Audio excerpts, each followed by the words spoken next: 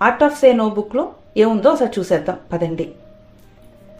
Point number 1, understanding the importance of saying no. Yes or no అనే రెండు చాలా చిన్న పదాలు, కానీ వాటి శక్తి వెలకట్టలేనిది.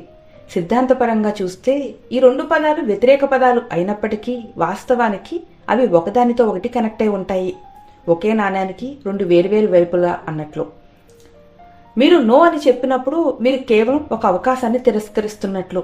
అయితే మీరు ఎస్ అని చెప్పినప్పుడు మీరు అన్ని వేరే పొటెన్షియల్ ఆప్షన్స్ని తిరస్కరిస్తున్నట్లు. అందుకే నో అనేది ఒక డెసిషన్ అయితే ఎస్ అనేది ఒక రెస్పాన్సిబిలిటీ అవుతుంది. కాబట్టి మీరు దేనికి ఎవరికి అవును అని చెప్తున్నారో ఆ విషయంలో చాలా జాగ్రత్తగా ఉండండి. మీ చాయిస్ మీ డేని, మీ కెరీర్ని, మీ ఫ్యామిలీని, మీ లైఫ్ని ఎఫెక్ట్ చేస్తుంది. కరెంట్ హరీబరీ ప్రపంచంలో ప్రతిదానికి ఎస్ అని చెప్పడం చాలా సింపుల్. అందరికీ హెల్ప్ చేస్తూ